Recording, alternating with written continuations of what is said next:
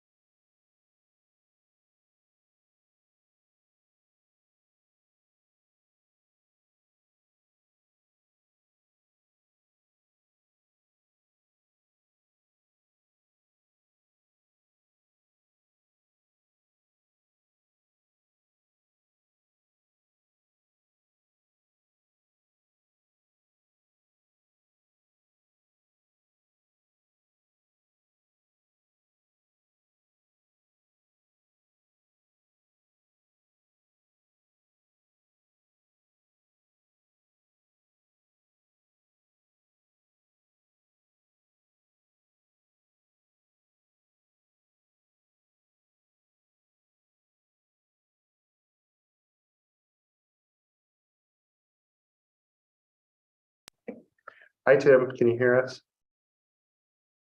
So you were thinking- Yes, can you hear me? Yep, perfect. Just want to make sure. Okay. Thank you. Thank you.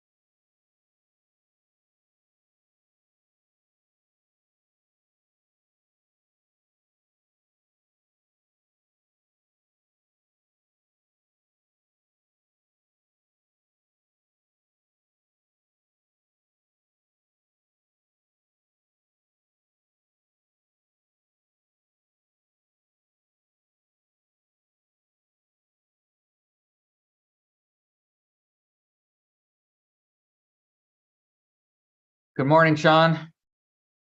Good morning. This worked the first time this time. I'm so surprised. Happily surprised. Long time no see, and it looks like we got the attire notice because I'm wearing the same shirt as you. Yes, indeed. Oh, I knew. I just had this feeling. Yeah. Oh, ready for another big day, huh? Yeah. Plenty of stuff going today for sure. Yeah, big time. Scott, can you hear us? Yes. Okay. Hi. Welcome. Good morning. Oh, yes. Good morning. Yes. I actually got home and was able to do things last night. Yeah, I did as well. So morning, Greg. Can you hear me? You're on mute.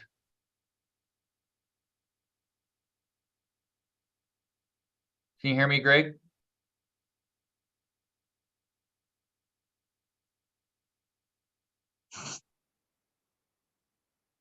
Greg, can you hear me?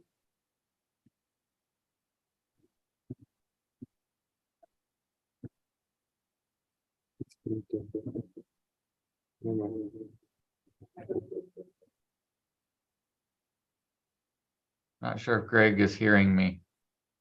Oh, Oh, okay, you're on mute, Greg. I can hear you now. Okay, great.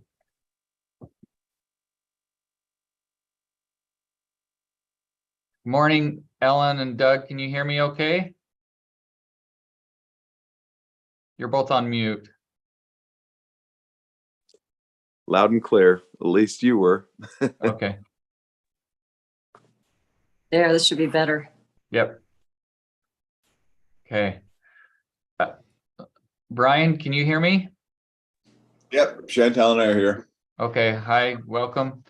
The mayor is in a board meeting and was just wrapping that up with Salt Lake County Health, so I'm assuming he's going to join us here in a minute.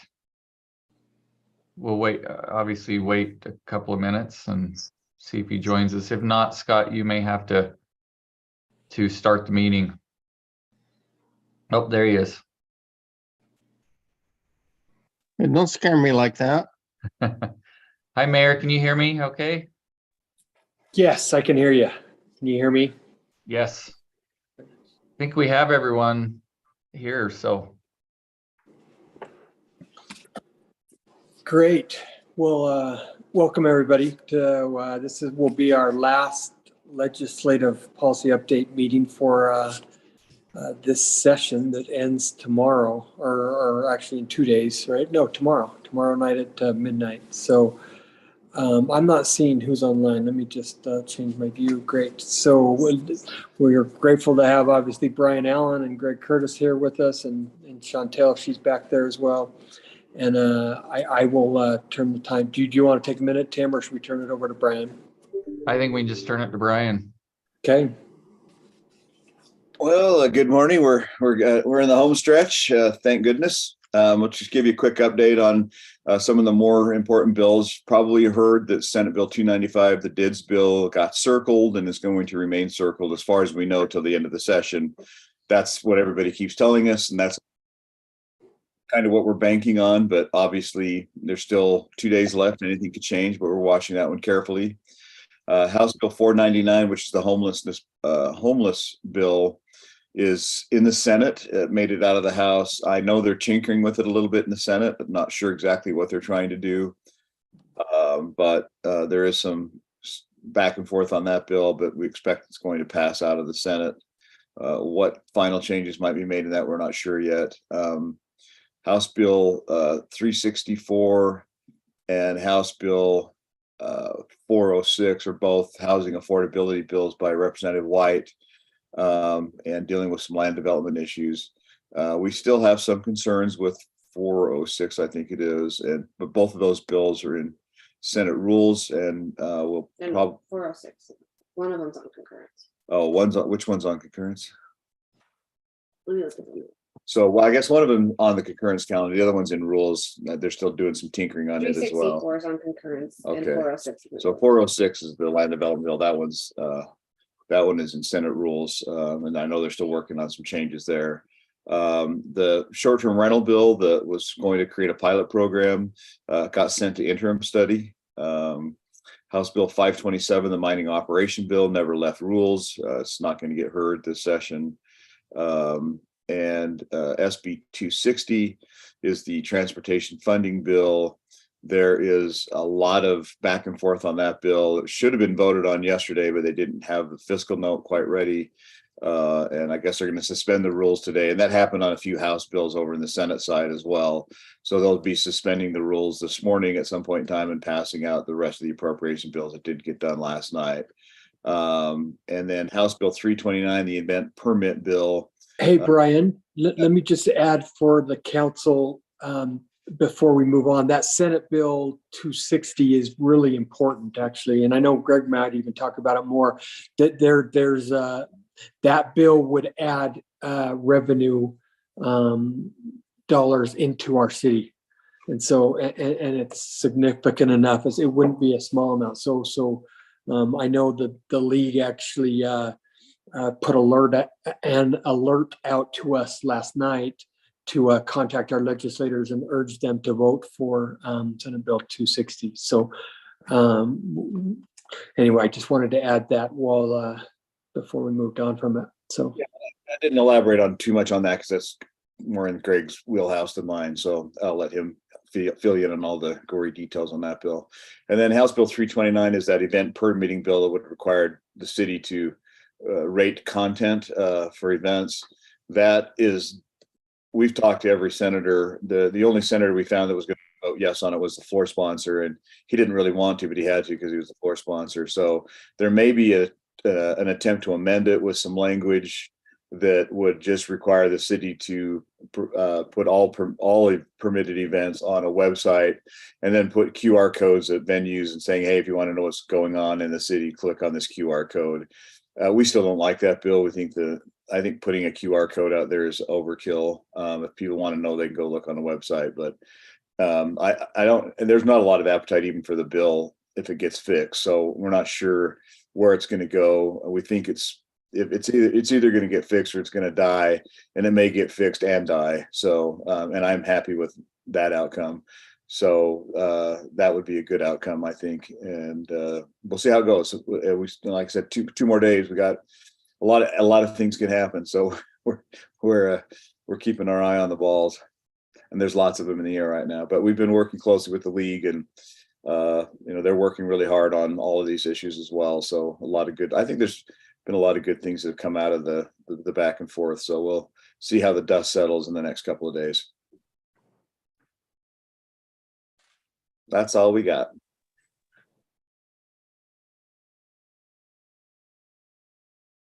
great. Well, thank you, Brian. Appreciate that. Any questions from the council for Brian? Well, I was just going to ask, are we going to be talking more about the Senate Bill 2 and the $150 million that suddenly has been announced for Cottonwood Canyon's transportation? Is that something that Greg Curtis is going to focus in on, or? Yeah, it looks like. Yeah, that would be something that Greg could probably comment on. Yes. Okay, because I understand that we're going to get the particulars on what that money can and cannot be spent on today. And that's going to be super important to Cottonwood Heights.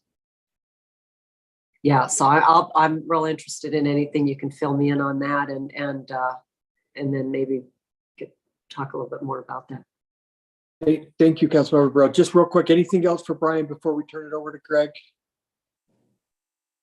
So Greg, let's turn it over to you. So All right. I'm going to start on the easy ones. Senate Bill 185. I think that's Senator Harper's. That's the one that created the trail program within UDOT. There will be $45 million a year ongoing, which and then $45 million the first year to kind of jumpstart it. So there'll be $90 million.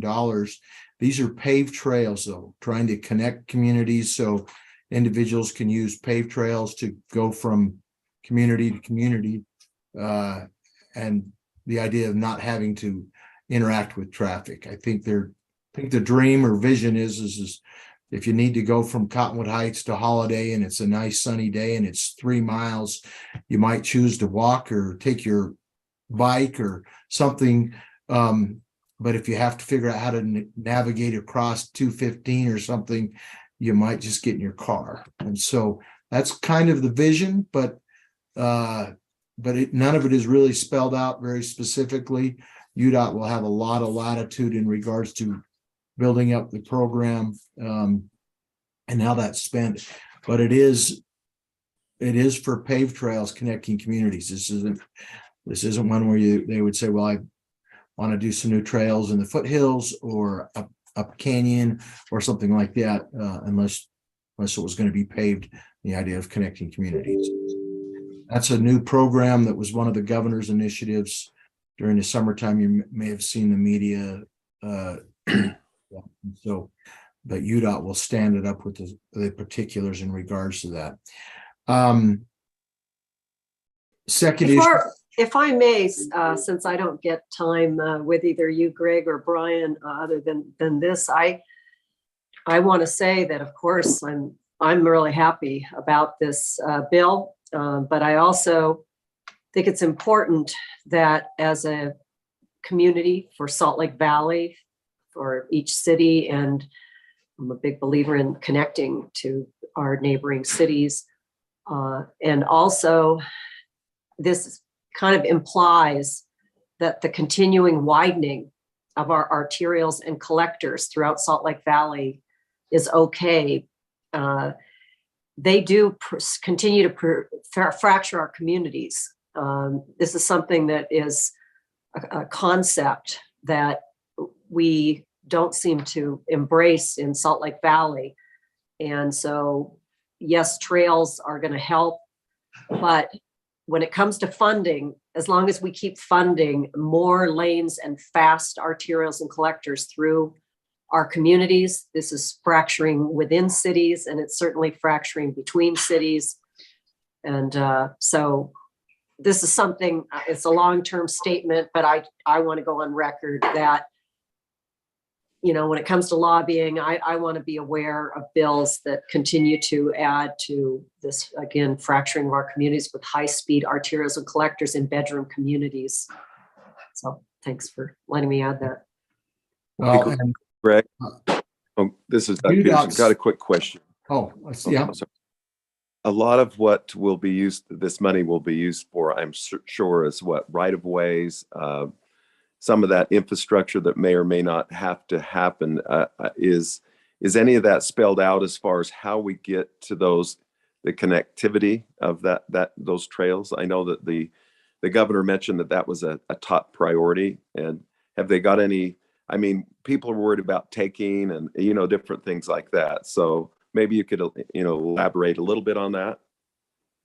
yeah, no, unfortunately, it's not spelled out. Okay. I mean, it's appropriated to UDOT, and UDOT will have, you know, it will be administered by the Transportation Commission, which means UDOT staff, and then they take it to the Transportation Commission for priorities.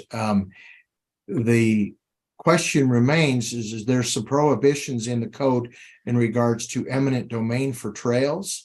And so, the question remains is to see how that will shape out.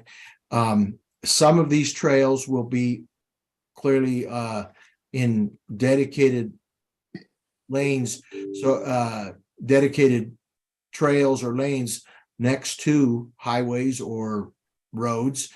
Take, for example, you can get on a trail in South Davis next to Legacy Highway, and you can take a trail from there all the way to Farmington, you know, for 10 or 15 miles. And that's a paved trail. And that was built as part of the Legacy Highway. Mountain View Corridor has trails on the side so you can ride your bike and not have to interact with traffic.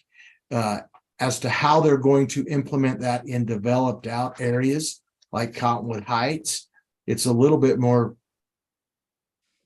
challenging or difficult. It's one thing if you're building a new road someplace and they say, okay, well, let's just get some additional right of way and build a trail, paved trail on the side. I think it's envisioned, and this will take a lot of negotiations and working on UDOT's side. There's a lot of canals that have significant right of way that run on all sorts of directions through the county, and and you could get about canal companies historically have been very, very reticent to get in that business because what they worry about is four 12-year-olds riding down the trail, one of them riding into the canal and drowning, and everyone's saying, well, you should have covered that. We're going to sue you now. Okay. And so the canal companies have been very reticent to allow that. And those are a lot of details and issues that UDOT will have rulemaking authority and have to work through. And we've got some natural corridors that we've already looked at, you know what I mean, that would probably be the least intrusive in any of that, obviously not eminent domain or taking or anything like that, because we've already kind of talked about that. So I'm kind of excited to see what we may or may not be able to get going on that, you know? Right, well, and what I would encourage the council, council and staff to do is put together a comprehensive list that we can start articulating to UDOT and saying, hey, these are good candidates. And we want to be, I know that there are people up there already clamoring, saying, hey, pushing, trying to say, get this trail funded, get that trail funded, and UDOT's not funding any of them. UDOT's taking the approach, we're getting the money, we're going to set up a program. They'll have a ranking process. I don't know. Literally, in the legislation itself, there is no detail. It's kind of like roads. I mean, UDOT gets $900 million a year out of the sales tax for their TIF program, and 102 of the 104 legislators, I don't think really even understand how that works. Okay, but UDOT prioritizes those and then goes about building those, and the legislature doesn't approve or disapprove. They just gave them the $900 million a year, and that's what's going to happen with the trail program. So, well, Probably I the think same it's a for- great idea for our city to really prioritize and kind of have project ready. I know we're working with Holiday to use one of the utility bridges over I-215, and that would be a natural place to put some funds into, to say repurposing, but, utilizing not just for utility, but for a multi-use trail across I-215, because it's definitely a northern barrier for people, wanting to use active transportation from Yeah, Cottonwood. yes, and that would be kind of the ideas. I know that, I'm just familiar with a residence where the Tanner Ditch comes straight across I-215 in Cottonwood Heights, and it actually, I think it's Murray that it lands in for the Tanner Ditch, but then it runs along behind some homes, and the issues that UDOT are going to have to deal with are complex and challenging, because whether or not there are many neighbors who live on the back of canals that nothing happens on at all. And if somebody comes along and says, well, we negotiated with the canal company, we resolved the issues of indemnification and liability, and we're now going to pave this, and you're now going to have perhaps hundreds or thousands of people a week walking on what you used to think was a very secluded backyard.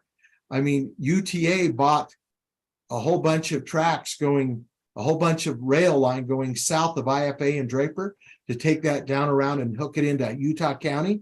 And the Draper residents have lost their mind about light rail coming around. So everybody has,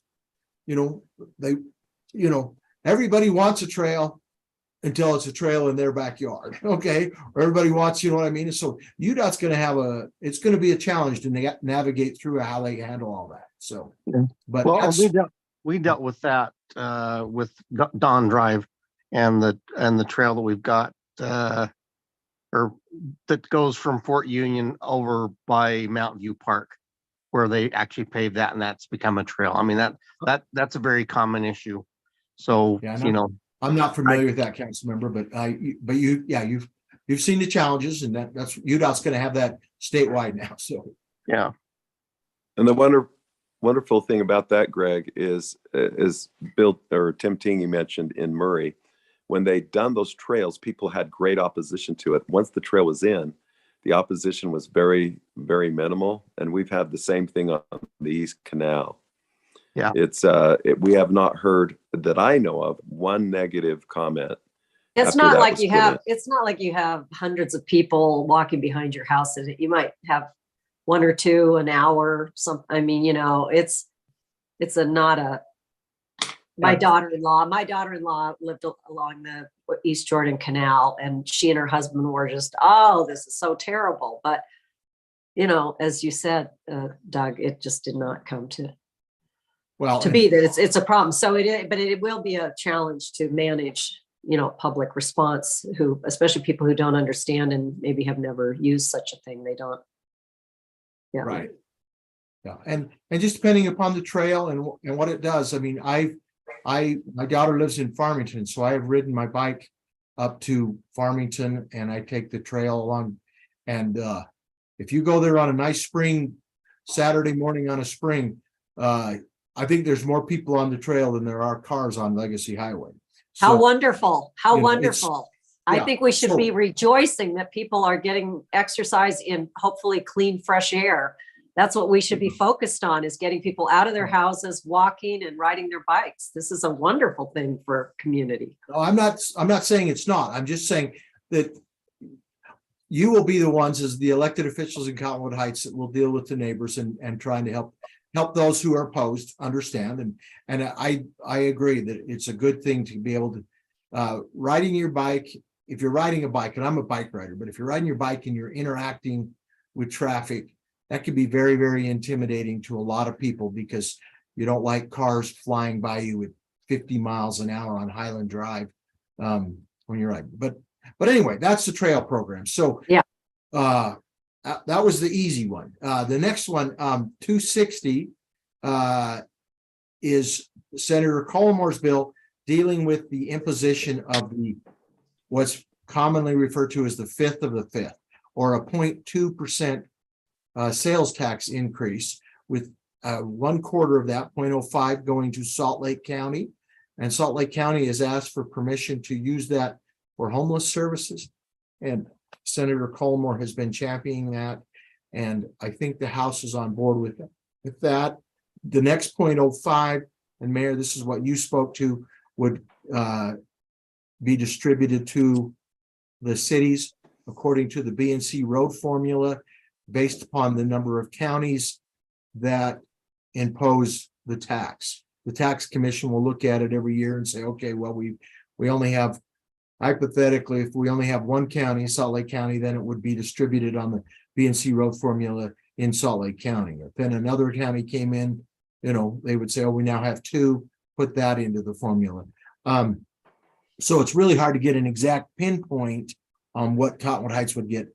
But my understanding from what I was able to try and track down yesterday when Tim reached out to me and asked me to look at this, is I think it would be right close to $500,000 a year for Cottonwood Heights. And that's so that's Senate Bill 260. The sticking point comes in that there are some members in House leadership, not in Salt Lake County, who want to take the other 0.1 and want to put that into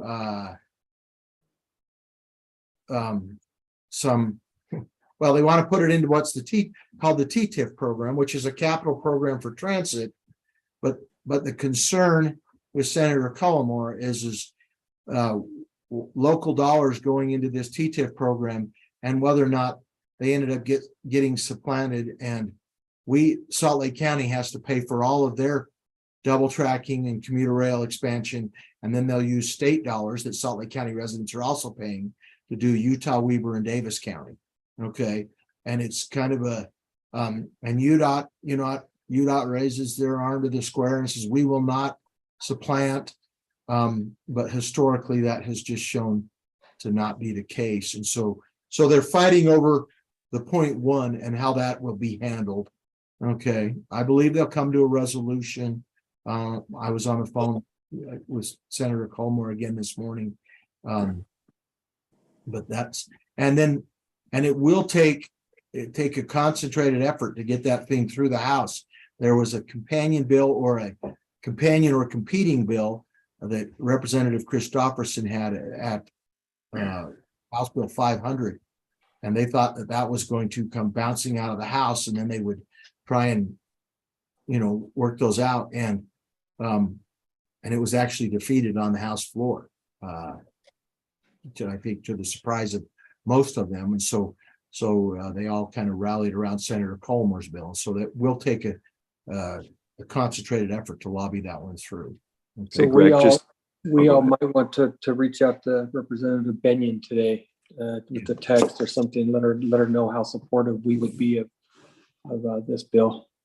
Yeah, and Mayor, to add to that, I've been communicating with Brian and Chantel about really pushing everyone that we can in the about this bill, all the legislators in our area and other areas. And I know Brian and Chantel have been working on that as well.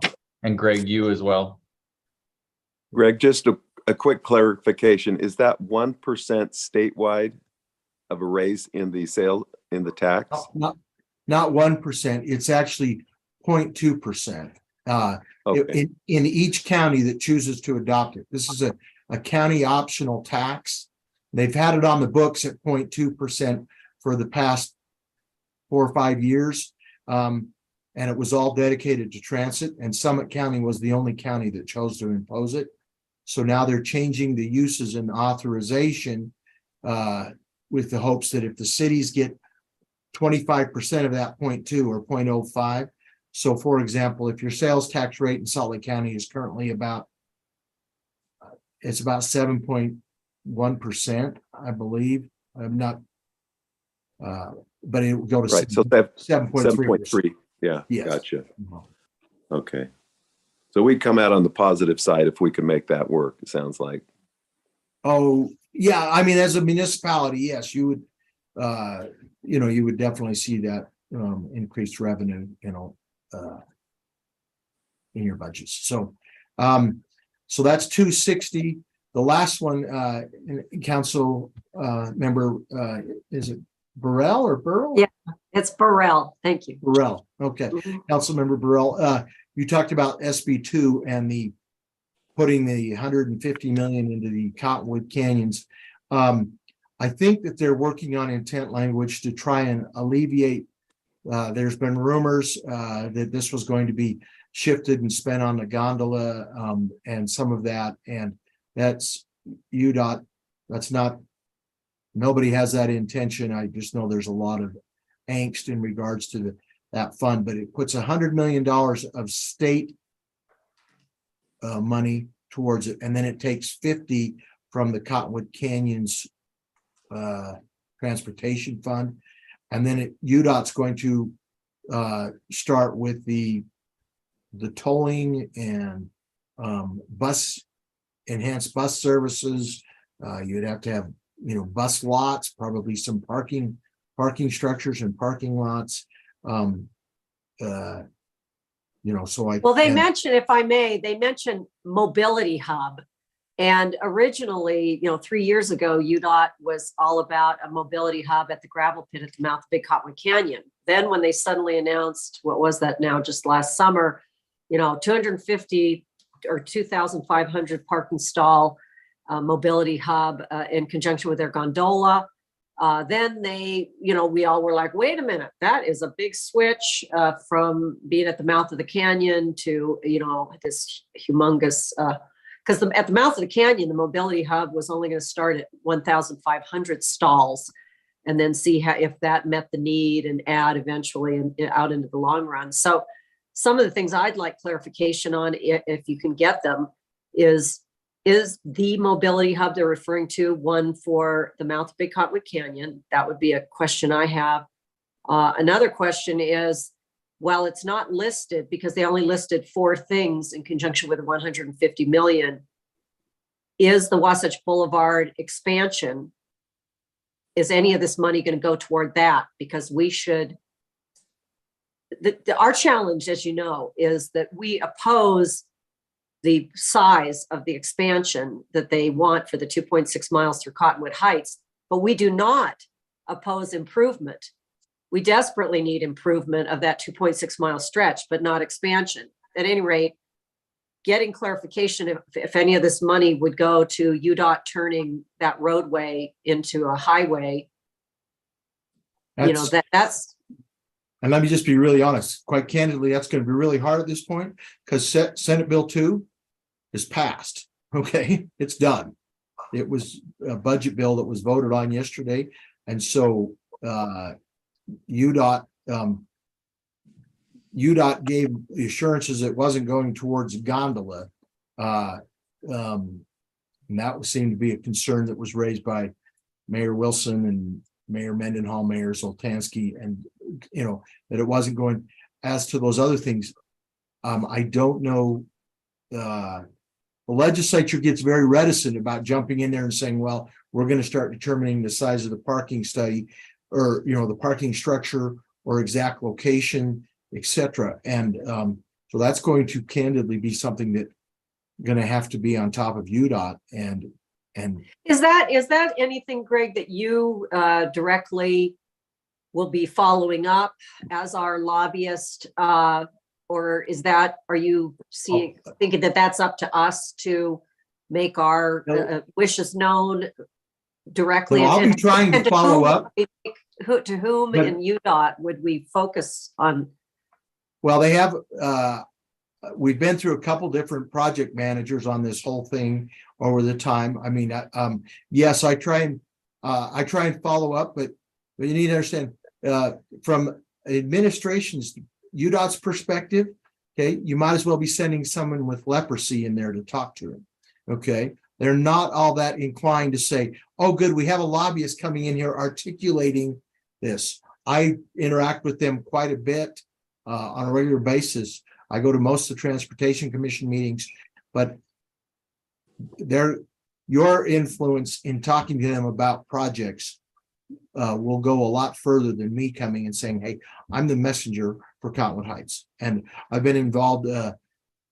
Part of the challenge they had was when we got some of the money for an initial parking structure and purchase of land.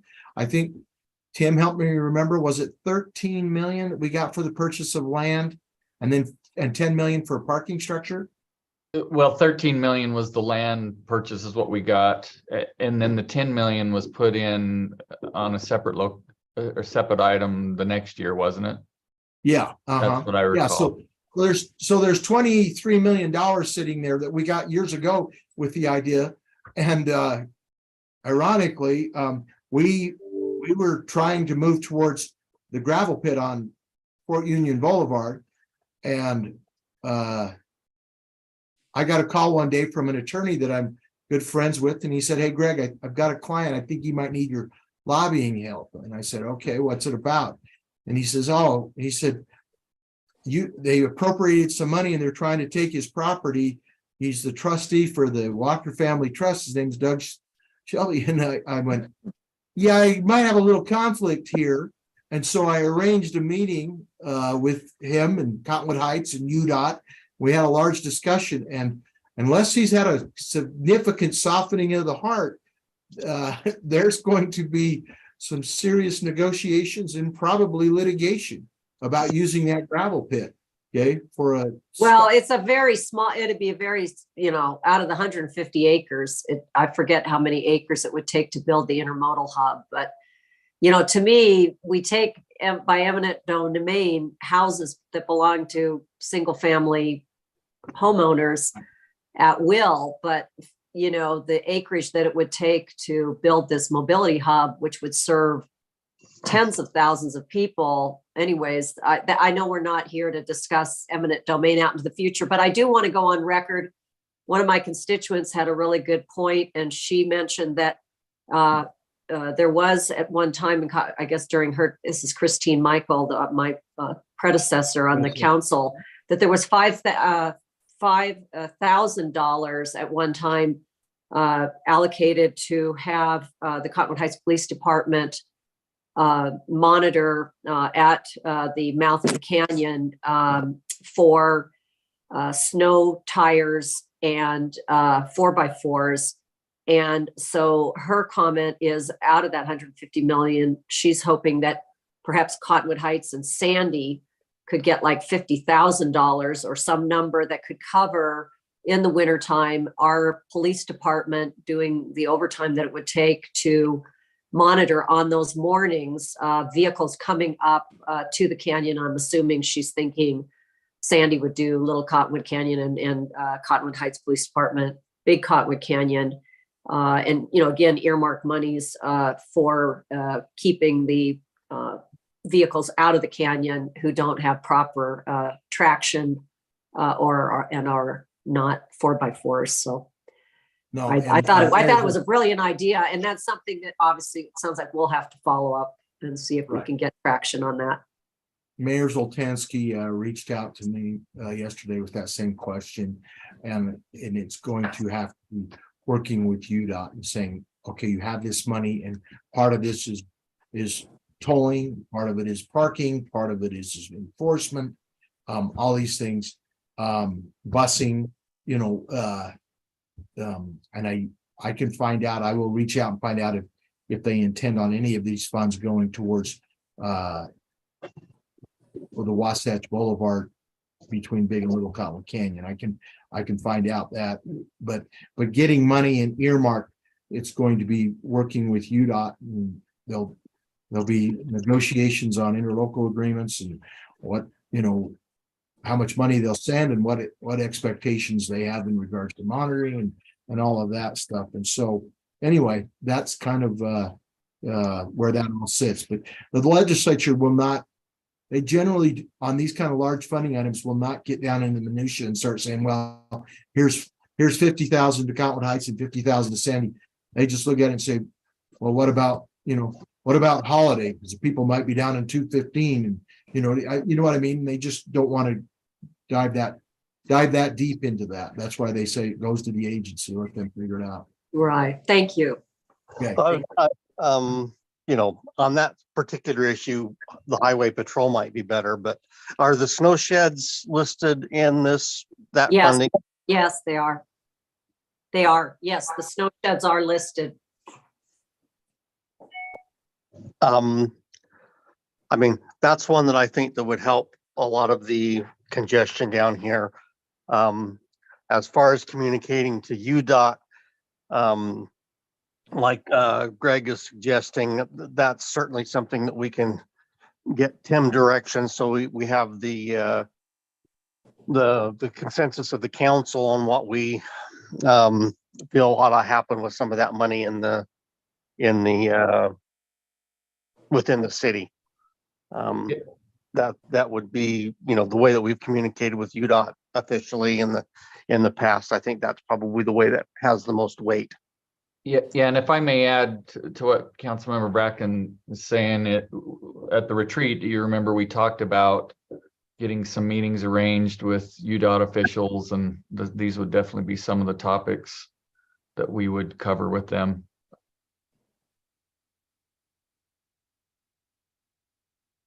Well, good. Greg, any other questions or comments for Greg? Any other bills, Greg, that you want to bring up or? No, I think that, yeah, that's probably enough discussion. Thank you. I do have I had a couple real quick questions. What happened with HJR 17? It was the one to amend the Constitution to require 60% of voters on initiatives. Did that advance or? We're looking. Thank you. Yeah. I think it did, but I think so too, but we're double checking. yeah. I was also happy to hear that House Bill 527 that had to do with the mining, I understand that has died, that was going to kind of green light existing mines to be able to expand and things of that. You know, without local authority. Yeah, we met with the sponsor on that bill, and there was a lot of pushback. He was getting a lot of pushback from us and others, and you know, I think it ultimately was, he realized there was just too much headwind, and it never got out of rules. It never got a committee hearing, so it's not. It just didn't have any. There was no appetite for it ultimately. HR 17 is awaiting introduction in the Senate. So HGR 17 not been introduced. It's over in the Senate, but it hasn't been heard yet, so it passed out of the House.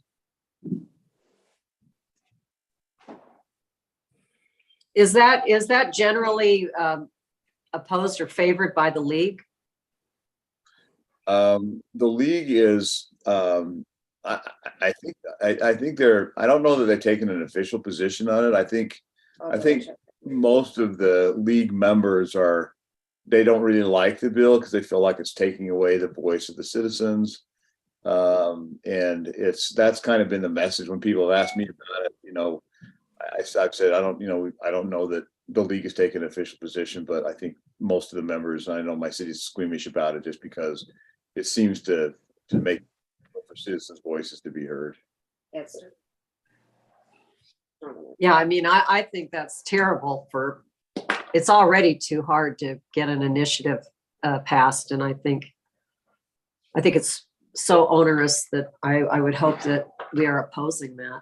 Yeah, I mean, it's just really, I don't know. I mean, I don't know what precipitated it, but apparently the league doesn't have it even on the tracking list. But I know that the league members I've talked to have some heartburn over, and I know that the city does as well. So that's kind of the message we presented to people when they've asked us. So with the DIDs being circled, that can still move at any time. Is that right? From what I understand. I mean, could they spring that on us yet tomorrow night? Every bill has the Lazarus effect until the final gavel falls. Yeah. It would be a tough one though, because it hasn't passed out of the body of origin. And so It's it would be unique, but I've seen unique things before, but it would be I wouldn't stay awake tonight worrying about DIDs, I guess is what I would say. Okay. And you can complete tomorrow at 12 or Saturday morning at 12:05 a.m. Yeah. I know the sponsor of that bill came out of the caucus meeting and said, well, I realized I knew I was going to a funeral. I just didn't realize it was mine. Good. I'm glad I feel that way. There was a lot of bad media on it. I mean, it was just, there's certainly more work needs to be done on the concept, and It is gonna come up over yeah, interim. so it'll definitely be studied over the interim. I'm sure we'll have lots more discussion on it. Yeah. We'll see how it shakes out. We'll be involved in it as it moves forward. Great. Well, good. Tim, anything? Yeah. Yeah, so one of the things that we will do, we've done historically after the session, is bring Greg and Chantel and Brian in to a work session and do a legislative wrap up. So we're tentatively hoping to do that either the second meeting in March or the first meeting in April or second, depending on schedules. I'll talk with Greg and Chantel and Brian. I know Brian has some surgery that will be occurring here after the session. So anyway, but we will be bringing them in to do a wrap up of all the bills if that works. I could be there with a walker or maybe by Zoom. We'll see how I feel. Well, thank you, everybody. Any final comments before we wrap this up? We're grateful. I'm grateful for the council for being involved. This is an important time of year, and we'll relax a little bit after tomorrow night. We joke about it, but it's actually serious. It's a lot of things that can affect, the function of our city. And so we're grateful for the diligence of Brian and Greg and staying on top of things. And I already got a text back from Representative Benyon saying, Brian's already talked to me about this, and I really respect him. And thank you. We're supportive of 260. So that's proof right there. So thank you, Brian. But having said that, if there aren't any other things to come up, I would accept a motion to adjourn. I will motion that we adjourn the legislative update meeting. I'll second. All in favor, say aye. Aye. Aye. Thank you all. Appreciate it. Thank you. Have a good day.